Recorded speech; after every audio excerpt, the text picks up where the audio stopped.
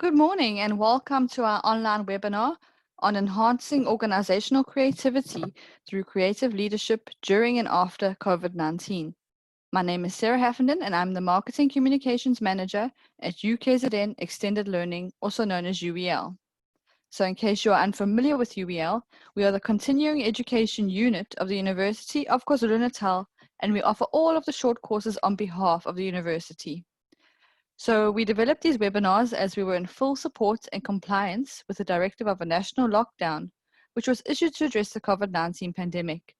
So we've embraced the changes and have launched a number of projects aimed at providing free access to learning materials during this lockdown period.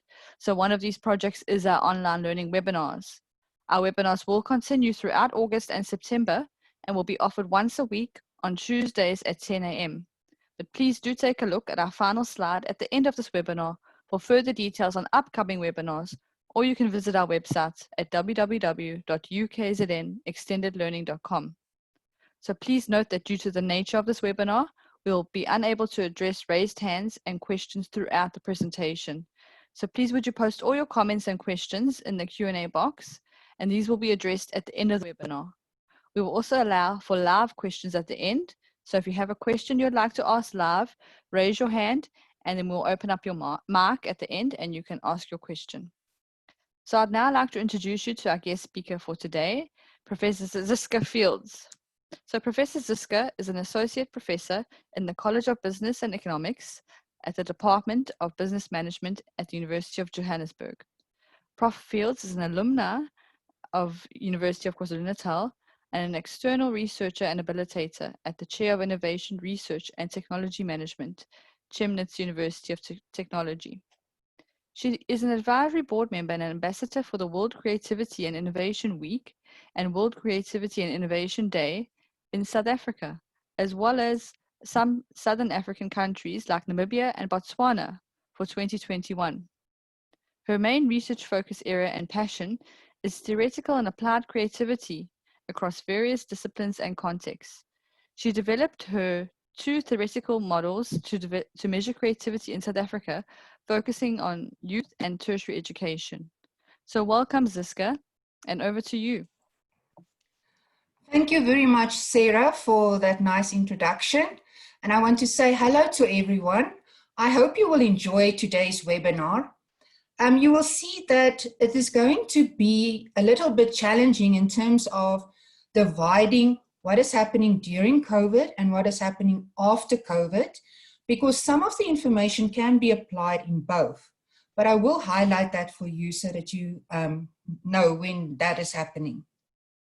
So, COVID has changed our old ways of doing business. As you can see on the pictures, on the one side, you have all the people gathering together and they touch each other's hands, they're very happy. And on the other side, the people with masks. So that is the new normal. But how can we ensure that organizations stay creative and that we can actually apply creative leadership during and after COVID? These images are something that we are bombarded with daily. In the media, newspapers, even our friends are talking about it, and we have a fear in us as well that we might get sick and that loved ones might pass away. This is all impacting on our psychological well-being as well as the emotional impact it has on us as human beings. So how can you be creative when all this is happening around you? And it is a difficult question. Especially if you think about it, that we're not only fighting a health pandemic, but there's also an economic pandemic happening. And that is where people are losing their jobs, businesses are closing down, as we know. In March 2020, PricewaterhouseCoopers did a survey, and 54% of participants, especially managers, said that there will be a significant impact to their business operations, and that it is and it's causing us great concern. However, I believe that that figure is higher now than what it was, but unfortunately, I couldn't find any data to actually highlight. What we do know is that worldwide business leaders are creating a so-called war room, where they need to think about what are they going to do. Their first priority is to save their business, to keep the lights on. Once again, where does creativity fit in all this? As business leaders, we are often seen as superheroes. We are seen as people that can manage a business effectively and run it, make a success of it, and there's certain aspects and jobs that we need to consider when you're a leader. However, this has changed dramatically. The manager or the leader from today need to focus on employees' emotions, as well as reducing the impact on their business. We need to realize that leaders are not all powerful superheroes and that they can't always have all the answers because we're in this new unknown territory. So it's very important that as leaders, we need to try and think about how are we going to tackle COVID before, during, and after it is happening. Very important, during COVID, the role of a manager or a leader will be to actually help employees emotionally. So they need to care, they need to provide resources that staff might need, they need to look after the mental and emotional well-being of these employees, as well as themselves. We mustn't forget that the leaders also need these things, and the interaction with other people, although it is virtual. But it's very important that they meet up and have webinars and discussions about what is happening in the business and how are they doing, personally as well as professionally. Unfortunately, the hard part of being a leader and manager is that leaders need to get rid of certain people. It sounds horrible if I say it that way, but they need to lay off certain people. We need to realize, however, that in South Africa, the Labour Relations Act is there to protect people a lot. So it's not as easy like the guy just drawing crosses on some of the people, because you cannot get rid of people so easy. There's lots of things that you need to consider. But if you are handling your staff and you need to lay them off, it's very important that you communicate clearly and concisely with them. You also need to give them resources. So what can they do now that they are laid off? And you need to do it all at once. You can't focus on one area and then wait for a month or two to tackle another area, because it also impacts dramatically on people if they are kept in the dark and they're unsure of what is happening. And then very importantly is that people need to be treated with dignity. So, as a leader, as a creative leader during COVID, what do we need to focus on? The first important aspect is that you need to look at your business and determine what is the purpose of my business. Did it change, and in which way did it change? Secondly, you need to think about a strategy. So how are you going to maintain your purpose and actually stay in business during COVID?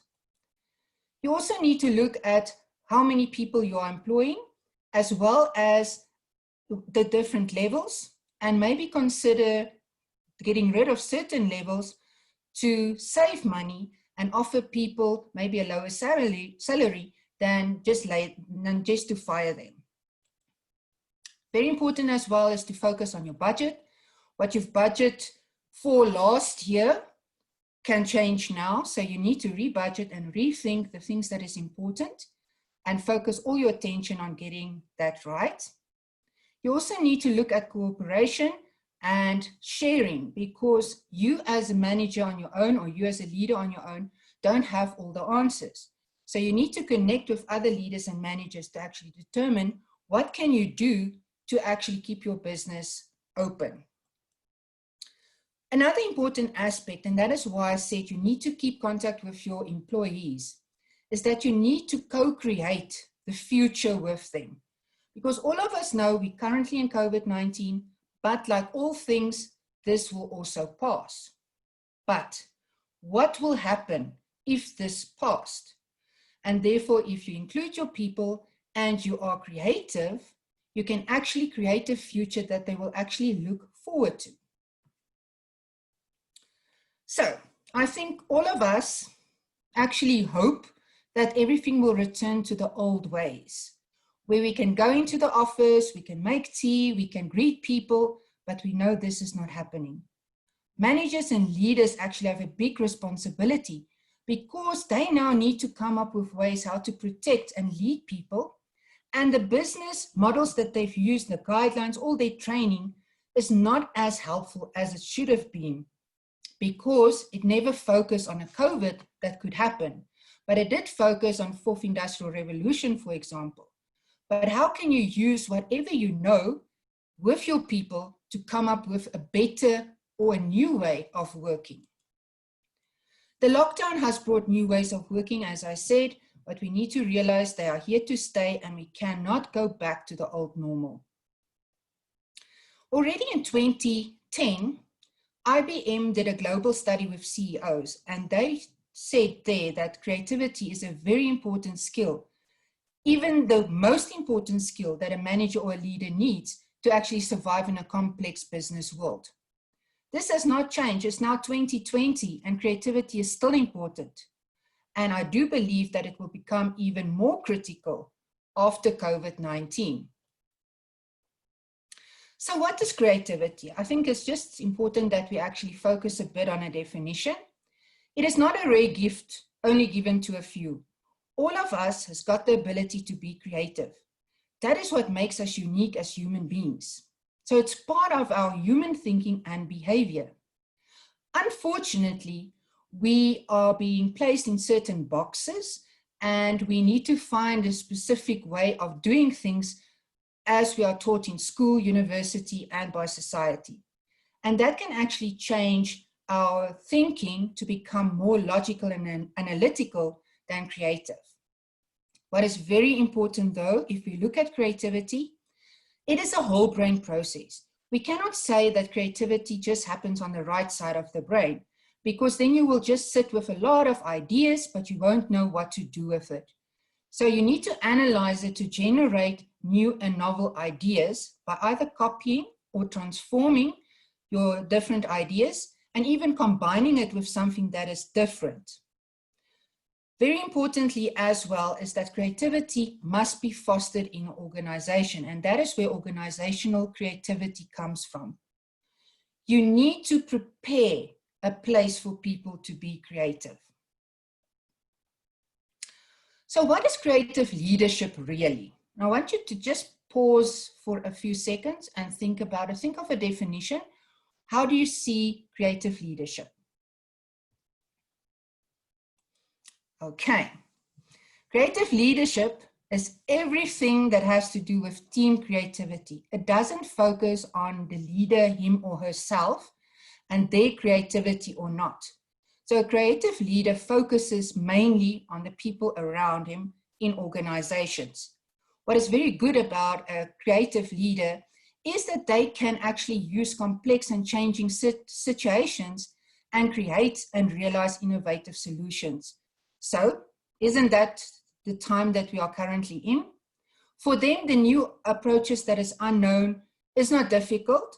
They also have the ability to actually help the people to understand it better, create a purpose, clarify their roles, and actually help them to anticipate a better future with better opportunities rather than thinking about the old normal. They also navigate in difficult circumstances. So that is where the unpredictability comes from COVID as well as from the fourth industrial revolution. And then finally, creative leadership is not only about the team, but it also focuses on the organization, the self, society at large, and the ecology and the planet. So very importantly, that I want you to realize and think about today is that creative leadership, if you look at all the things that creative leadership can do, is a key in terms of surviving COVID-19, as well as thinking about the future of organizations post-COVID. Creative leadership is a creative enabler type of technique. As you can see, in terms of open-mindedness and people orientation, the Mavericks, they believe anything is possible, but they want it in their own terms. So, do they look out for the team? I don't think so. The Lost Souls are very close-minded and they are self-absorbed. For them, it's about their own survival during COVID and what will happen with them afterwards. They're not involved or thinking about the team. Efficient organizers, they are very wary of change and they understand the people power. Once again, not very suitable for COVID before and after. What we do need is creative enablers, as I mentioned. Here, everything is possible or anything is possible, but the people are shining. The people are taking the responsibility because the creative enabler has an open mind and is very people orientated. The creative enabler is also very curious.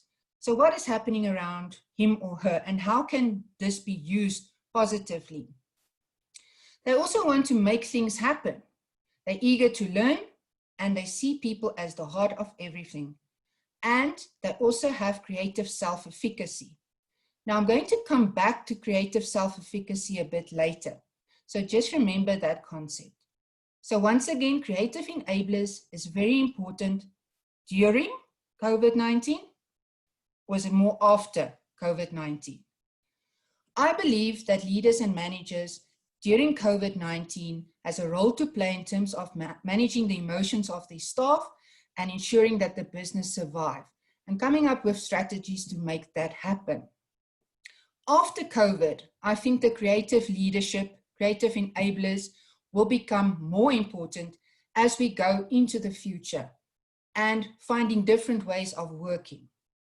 However, creative leadership can start during COVID as well, as I mentioned, the different aspects that a leader needs to focus on.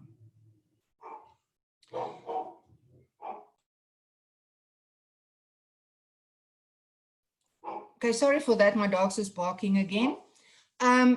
What creative leadership is, and specifically if you want to do it in an organization.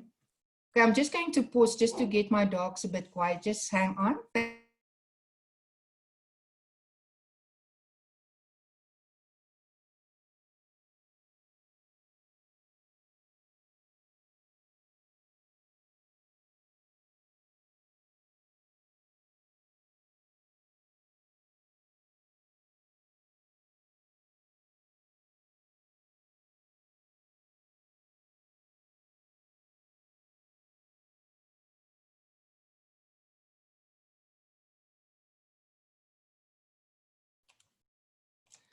Sorry, I do apologize for that little break in our discussion. But as part of COVID, right? Our dogs, our pets are becoming part of our business dealings. All right, so coming back to barriers of creativity. If we are thinking about helping people to become more creative, making an organization more creative, we need to start looking at the organizational processes, for example. Can it actually enhance creative thinking? Or is it really black and white and very bureaucratic? So we need to consider that, especially during COVID-19, to fix it and have it implemented after COVID-19. Workloads as well. The more people have to do, the less they will be creative. Now you might say, now as a manager, I'm there to have the people to do the work. I need to ensure that the workloads are managed specifically and that targets are reached. I cannot allow people to actually have a break, go and sit in a nice chair and sleep for an hour, for example. So what do we do in terms of that? And that is an important question that you need to ask post-COVID. Obviously, we need to use technology that is updated and actually help people to work in the environment that we are. We need to avoid uninspiring workspaces. So this is actually quite easy if we continue working at home. But if we go back to businesses, I will highlight for you what you can do in terms of creating an inspiring workspace. Very important as well is the culture, the leader mindsets, as well as the specialization in terms of COVID and after that. Because if the culture is wrong, and we will be talking about that, where the culture doesn't actually allow people to work together and create together, it can be problematic for creating an organization that's creative. The same with the leader's mindset. If they are not creative orientated, they can have a big influence on an organization. It's also very important that people need to realize that they are creative. So as a leader and manager, you will need to focus on that and actually tell them that they are creative, that are important, and actually trust them to try something and reward them if they come up with a good idea. Because all of us fear mistakes and failure. So we need to help others. But it's also very important, and that is not only for organizational creativity and creative leadership, is that we need to avoid becoming over-specialized. There was an article that I read where they said every 10 years, you actually need to upskill yourself to something totally different than what you are used to.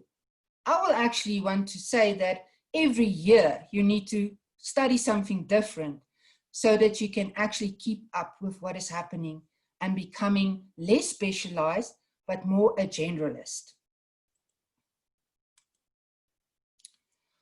So fostering creativity in a workplace, the role of a creative leader is, first of all, they need to focus on the efforts and organizational objectives.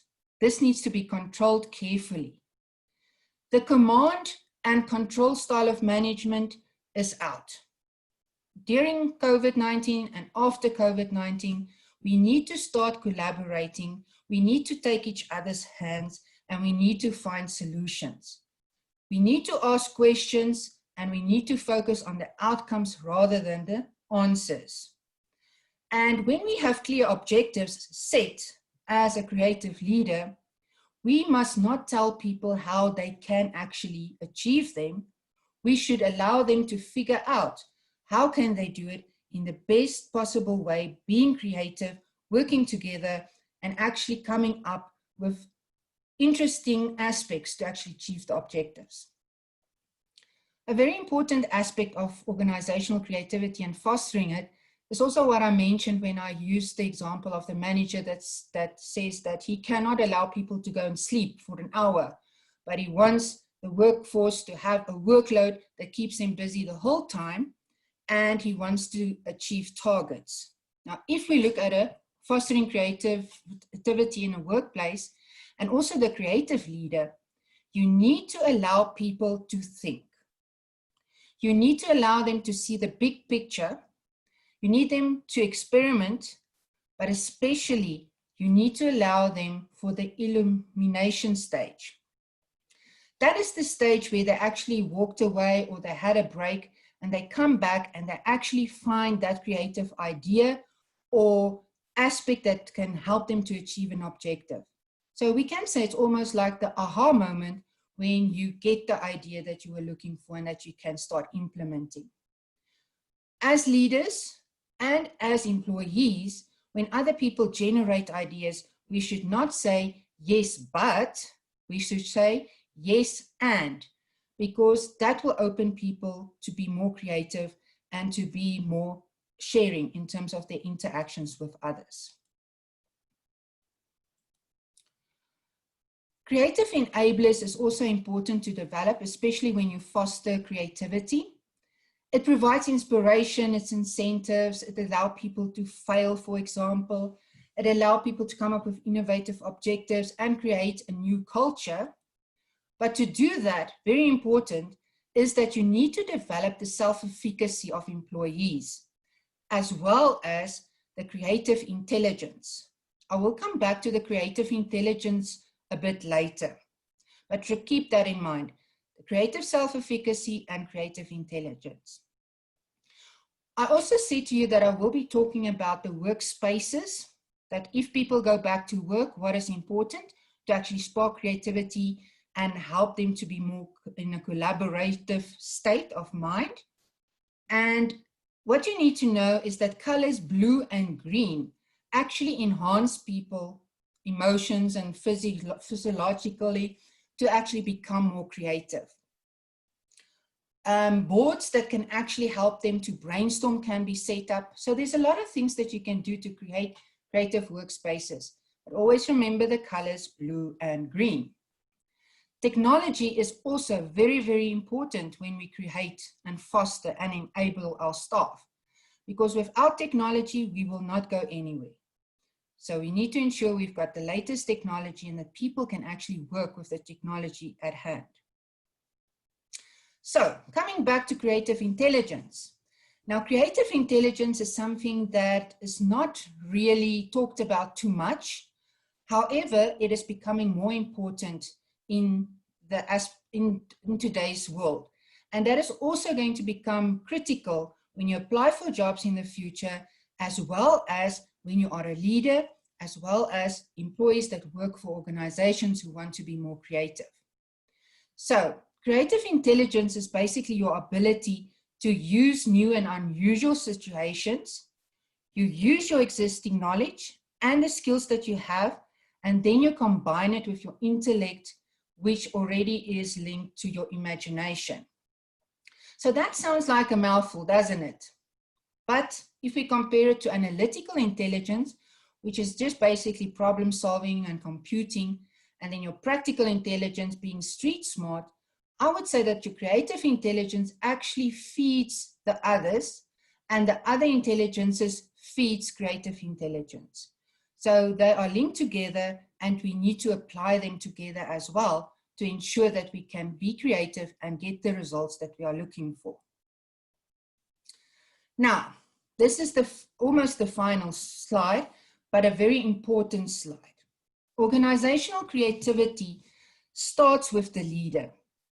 You cannot have a creative organization, creative leadership, or creative employees if the leaders do not create the opportunities for you. So leaders need to have a vision. It needs to be included in their mission and in their objectives, that they want to actually make their people more creative. Now, just the leadership style is not the way forward. You also need to create an organizational climate and organizational culture that will actually make people more creative. First of all, if you look at culture, you need to create open communication and tell people that they can take risks. They also need to know that it is safe to participate and that there is trust and respect for them. Therefore, the organizational culture is very positive.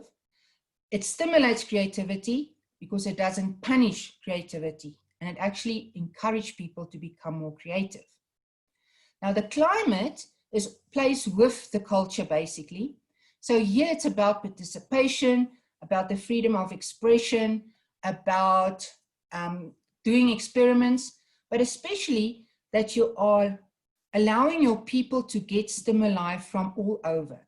Because the more stimuli people have, and that they can get by not having silos in an organization, but rather that we apply generalized type of information, and that we know that that specific department can work with us on something new, whereas before COVID-19, we were in silos. So that is what is meant with stimuli. And then also, they need to be open to learning, experimentation, and so forth. Then the structure and systems become very important. And that is where the flatter structure can actually help people to manage better for the creative leaders, but it can also help people to come up with ideas and get quicker answers and results than a whole stack of structures and different managers and different types of processes that can take a month before you get an answer. The systems and structures also need to look at ways of how they can actually reward creative performance. So creative performance should become part of your KPIs and your performance agreement. There is an organization in South Africa that basically awards people for being creative. And if they come up with a brilliant idea, they actually go into a process where the best one is selected. And if that group is selected, they are paid R1 million. That sounds good, right? Yes. So I'm not saying that if you are an organizational leader that you need to give people a million rand, because you won't have it looking at the fact that we are currently in COVID. And when we go out of COVID, we need to start looking at processes of recovering. But there are other ways that you can actually spark the creative performance in people. And just by being a supportive manager, by putting your team first, being a creative leader can actually help in terms of rewarding your people.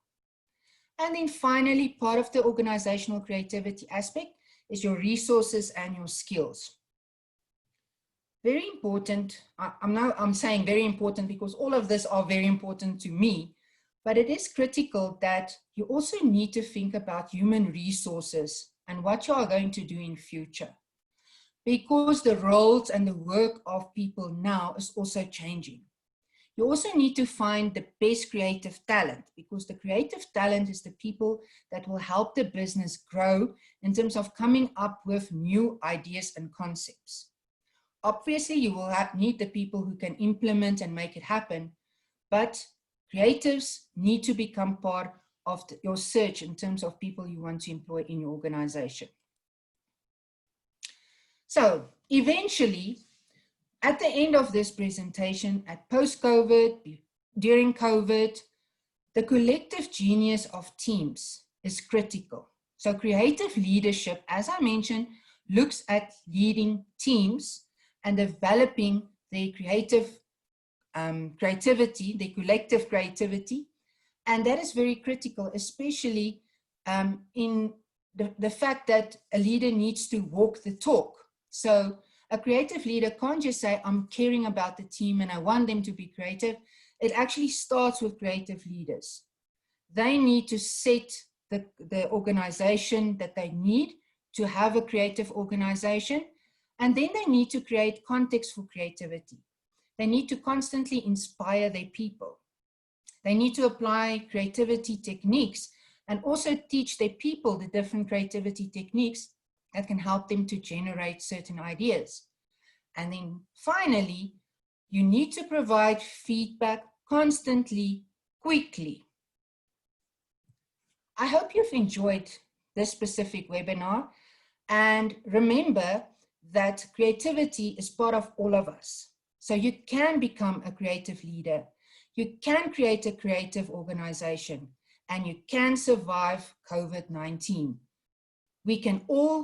We are all stepping into a new future, an unknown future, but I believe it's the right thing for us as humans, and it gives us a new stage of living.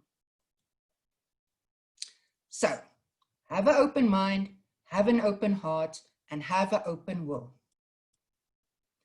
So, if the seminar or if this webinar actually was interesting and you want to know more, you can contact Sindishwa,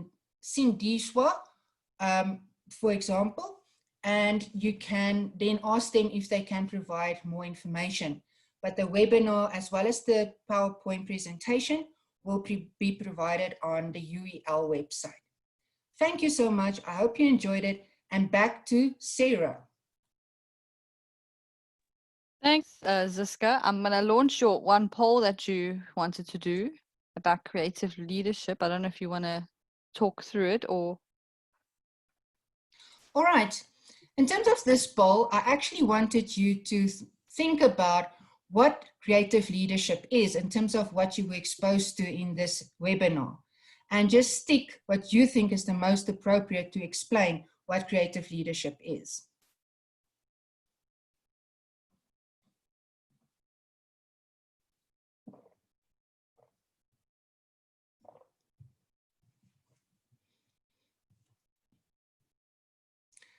I can see people are looking at creating productive employees. They're looking at focus on team creativity. They're looking at leaders that actually share ideas with employees, and leadership that is creative. So think carefully about the difference between what is creativity from an individual perspective, what is creativity from a team perspective, and then what is the role of a creative leader? Mainly, what is the focus that they need to have?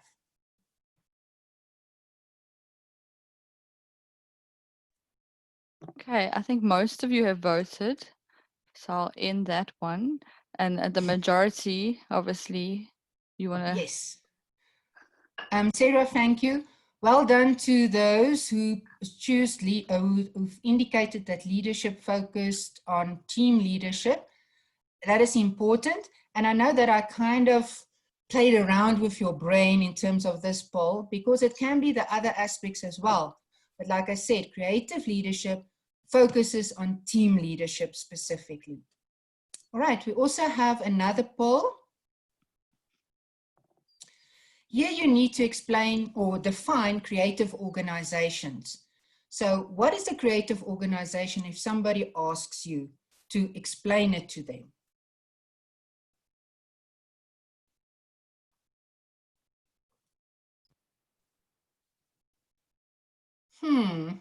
I can see that you are very, very clever. Yes, indeed. But let's go on, let's see what happens. We have number one, that the organization that lead employees well. And we have organizations that develop and foster employee creativity. And that is actually the correct answer, that a creative organization develop and foster employee creativity. Well done to everyone. And I hope you enjoyed this seminar. And I wish you all the best going forward. Okay, if anyone does have any questions, you're welcome to type them in now. I'm just going to launch the final poll while you guys are typing up your questions, or if you'd like to ask a question live, you're welcome to raise your hand.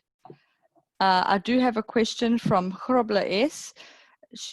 He or she asks, is the literature available to read more about self-efficacy and creative intelligence? Yes, there's definitely resources available. If you just Google it, basically, you will pick up nice articles written by people about creative self-efficacy, which actually means that you have the confidence to be creative. And when you have the confidence to be creative, it means that you know how to actually start the process of creativity. You understand the different techniques that you can use.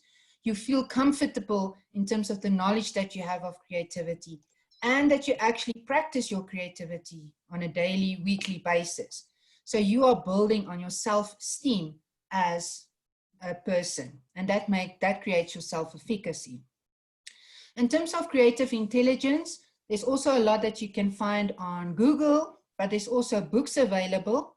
But I would say start with the articles on Google because it's very interesting. And there's also a specific training institutions that focuses on creative intelligence specifically. So I would just encourage you to Google, do your own little research and find out more. I hope that helped for S. Grobler. Yeah, this is your last chance for any questions, or if you'd like to raise your hand, you're welcome to ask a question live. S. Grobler says, yes, thank you. Great. Okay, but I don't see any more questions for the meantime. Okay, here's another one. Madea D. Thank you, Ziska, for this very insightful presentation. This is very necessary in the public sector organizations where the ratepayers, consumers, and taxpayers are users of a service. Thanks again. It's a pleasure. Thank you for your feedback. Okay, so if anyone else has any other questions, you can raise your hand or type them out now. Otherwise, if you can only think of something after the webinar, you're welcome to then send a query through when we send out the mailer this afternoon. Yeah, but it looks like that's about that. Would you be able to go to the next slide, Ziska?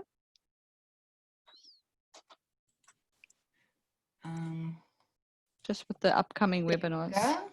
Okay, we do have a raised hand. Martin would like to ask a question. Let me open up that mic for you. Hello, Martin. Hi, Prof. How are you? I'm fine, thanks. And you? I'm good. Thank you for the presentation. But I just want to pose a question. Let's say you are not a leader, but you are just a simple employee. and your leaders are not creative, what would be the best approach so that you can probably influence your leaders so that they can be creative? Sure, Martin, it is a bit of a difficult question, but it is also a wonderful question. Because basically, if I talk about leadership, I'm not only talking about your role as a manager or your appointed position. I'm also referring, and I should have clarified that earlier, I'm also referring to people working alongside others where you're actually inspiring them, working with them, working in teams and groups, where you can actually apply some creative techniques and actually make them aware of the usefulness and the value that creativity can do for your organization. In terms of taking it higher, in terms of the leaders that you have in an organization, basically awareness. So that is difficult, especially sometimes they won't listen to you, but maybe you can start sharing it with your direct line in terms of what you learned and how you think we can move forward in terms of that in the organization, and maybe encourage your leader to take it up higher. But like I said, it all starts with leadership. And that is the challenge, because you can be creative, but your organization might still be stuck in the old ways of thinking. But that is where you have the opportunity to inspire the people around you. And I think that is the best answer that I can give you at this point. But don't be negatively influenced by people that do not understand the value of creativity. I think you need to share it with everyone. Even in meetings, when there's awards evenings, if you have an opportunity, just share. I hope that helps. Martin? Thank you, Prof. Thank you so much. It's a pleasure. We have another question and we have a comment. Linda says, thank you, inspires us to be creative. And then we have a question from Ntombi Zodwa. Organizational processes and procedures tend to be a stumbling block to creativity. Where would I start? You are spot on. Yes, they are indeed stumbling blocks, as you mentioned. So where can you start? Basically, take one process or one procedure and pull it apart and see where the things that they are actually saying that organizations should do, if that actually is aligned with building a creative workforce or building creativity in terms of thinking and managing an organization. So my answer is, take it one day at a time. Start with one thing and start building. Rome wasn't built in one day, and creativity is also not building one day, unfortunately. It takes a while for people to get used to the concept, and also it takes a while for people to act on their need and their understanding and their will and their motivation to be creative. I hope that helped. Okay, yes, thanks, Ziska. That's about it for the questions at the moment. So thank you so much for sharing with us again this week and really inspiring us and giving us all these tips to become creative and bring that creativity back into our organizations. So in case you missed Ziska's webinar last week, you can also find that on our website. So thank you, Ziska, for your presentation. I'd also like to thank all our attendees for joining us and obviously engaging. We love the Q&A sessions and when you do have feedback for us. The video and the slides will be available on our website. We'll be sending out this direct link to you once it's ready. Please do take note of the upcoming webinars and please RSVP to secure your place. Next week, we kick off our Women's Month series. Our first webinar will be the role of women in gender equality and inclusion. And this presentation will be done by Mpumelanga, and she's based at Unilever. And then that will be followed by a presentation on emancipation from within. And Zintle will be joining us again from Transnet. And this focuses on gender-based violence. We are finalizing our last two for the Women's Month series, and you should have feedback on that by the end of the week. But please do RSVP and keep checking our website. We also have a number of online courses that we are offering, so please visit our website at www.ukznextendedlearning.com to see what we have on offer. Otherwise, we hope that you enjoyed the session. Stay safe, and we'll see you next time. Bye-bye, everyone.